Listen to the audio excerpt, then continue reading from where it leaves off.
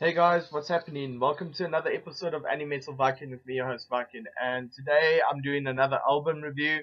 Today, this album review is of the new Disturbed album Immortalized.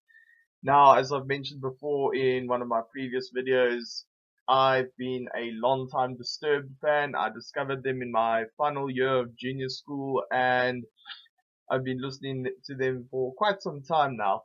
And they're one of the bands that really stood out amongst some of the already established new metal acts of the early 2000s, and they just overall they are just one of the better acts, and they really do stand out. David Draymond is a talented vocalist, and the other band members, John Mayer, Mike Vengren, all of them, they're just absolutely fantastic musicians. So let us get into this. Okay, so the album is 16 tracks long, which is actually quite long in comparison to some of their previous albums. Um, well, yeah, and basically with these 16 tracks, although it's a very long album to listen to, every minute is worth it. This is definitely a very good album.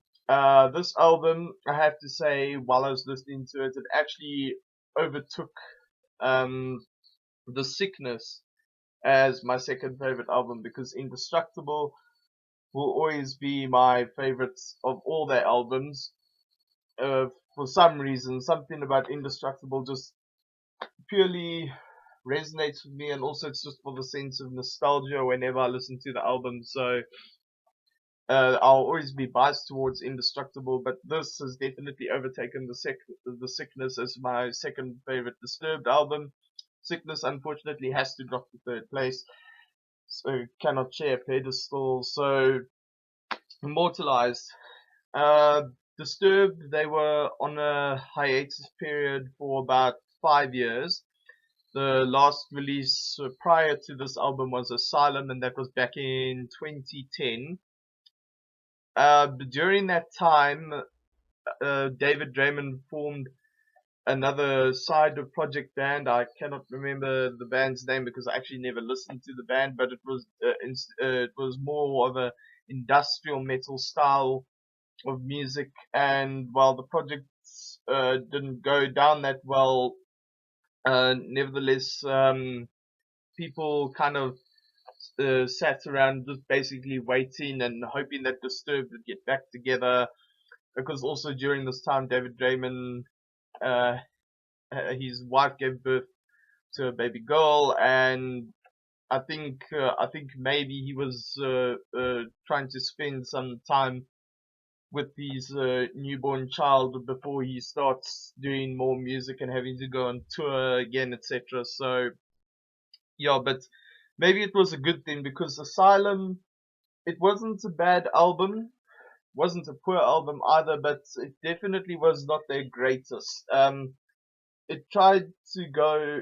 It sounded almost like Indestructible, but just a little bit darker, and um, it worked to a point, but it more or less copied Indestructible's kind of like roots and riffs, etc. At least from what I heard. I mean, other people might disagree, but this is purely just based on what I heard when I listened to the album. So yeah, but so these 5 years, these guys, Disturbed, have proven they still have it. They're still kicking ass. They're still able to pull off an amazing album. And funny enough, for those of you who don't know, this album happens to be number one on the US Billboard 200, and it probably is the most anticipated album release of the year. And after listening to this album, I can see why. Okay, so as I said before, 16 tracks. And prior to the album's release, Disturbed released some singles, certain ones being the self-titled album track Immortalized, the Vengeful One, Fire It Up, amongst others. And it just from the singles alone, I could tell this was going to be a very good album. I really enjoyed the Vengeful One. Pretty dark music video, but The message overall behind it is actually quite positive, despite the music video's dark feel to it. And basically, yeah, David Draymond basically shows that he can write meaningful lyrics and have a positive message behind the overall dark atmosphere of the songs, because hence the band's title. They sing about the disturbing things in today's society and with humanity as a whole, but behind it is at least a positive message if you delve deeper into the lyrics. And also, what I enjoyed about this album is there are actually a lot of tracks that I enjoyed here. Like, I remember speaking to one of my friends when I was in my second year of high school. I was at his house, and his older brother, who was in university, said to me that with Disturbed, there's not a single song on their albums that you will hate. They're one of those bands that you'll just love every song off of the album. Well, he's absolutely right. Couldn't agree with him more. There literally is not a single Disturbed song that I hate or dislike. I literally love all their songs. Obviously, I have more preference to the ones that stand out, but um, all their songs are good. There's not a single shitty song on any of their albums. All their stuff is just pure gold. So anyway, with this album, a lot of tracks that stood out for me was obviously the Vengeful one. Immortalized, not so much. When I listened to Immortalized, I thought it was, I almost thought that Disturbed were going to copy Indestructible again with this album, but when it hit the Vengeful one, I knew it was going to take a different direction, and it did very much so, because throughout the song, while you do well, not throughout the song, throughout the album, you do hear the traditional Disturbed formula, but with certain tracks, especially tracks such as the last track, the very last track, it has the very last track's called The Brave and the Bold. The very last track has an old school heavy metal feel to it, especially with guitar solos, the riffs, and the tempo of the song. Feels very much like an old school heavy metal song. The only difference is the production quality is better in comparison to 1980s metal, but this definitely sounds like it came from that era, aside from production quality. So, yeah, basically, and with the overall concept, what I do love so much about this album is the track that really stood out the most was their cover of Simon and Garfunkel's The Sound of Silence. Now, my dad is a huge fan of Simon and Garfunkel, so obviously when I watched Cover Killer Nation's review of this album and he mentioned that Disturbed had done a cover of the song on the album, and he said himself that he got goosebumps when he listened to it. I can see why. Now, I personally, before the time, had not heard the original song. I'd heard lines quoted from the song in my school textbooks, etc. Whenever we did English and stuff, but I never actually heard the original song.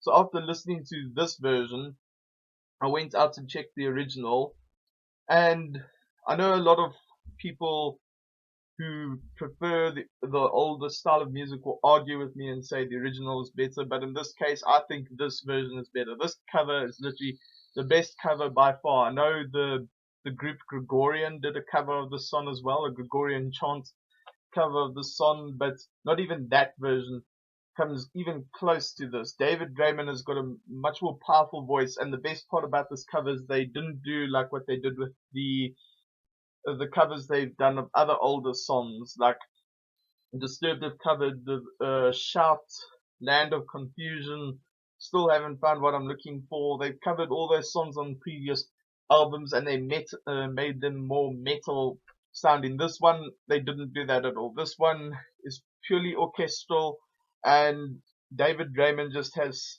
such a powerful voice. He has to be, in terms of modern rock and modern metal, he has to be by far the best vocalist of the out of all the bands that are coming out now, the best male vocalist.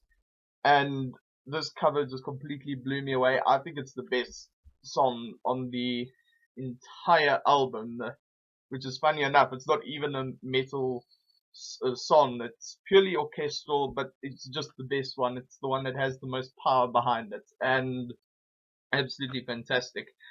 One song, although instrumentally and stuff I did enjoy it, lyrically I just found it absolutely confusing why they'd sing about weed.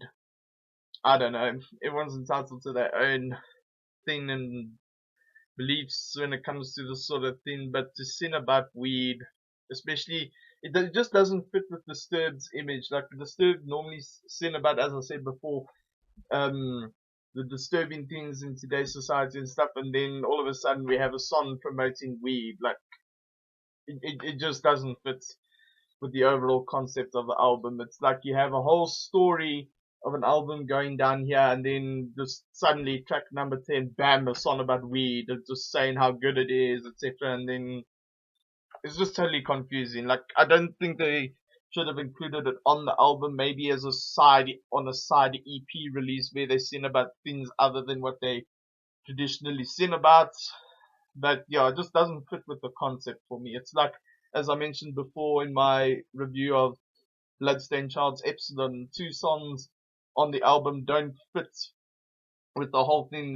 Not because of lyrics this time in terms of Bloodstained Child, but because instrumentally, with choruses, etc., it sounds like pop metal instead of trance metal. Sounds like something you'd get off a Dead by April album instead of a Bloodstained Child album. So yeah, that song definitely doesn't fit. Not to say it's a bad song, but it definitely doesn't fit with the concept and the whole story that Disturbed are trying to tell throughout this album. It's just a random song thrown in there just for the hell of it. Maybe they should have put that song at the end, maybe as like a side song from the entire album. I don't know, but anyway. And yeah, all of these tracks absolutely brilliant. I'd give this album a 98 out of 100. Um, there are some things about it that aren't perfect, but then again, nothing is. But this album is definitely up there with Indestructible. It was my second favorite Disturbed album as of this moment in time, and I hope Disturbed keep at it. I hope they continue to unleash more brutal and heavy music, and overall, just I hope to see future albums as good as this, if not better. So keep on at it, Disturbed. And that concludes the review for today. I'm Viking, and until next time, have a kick-ass day.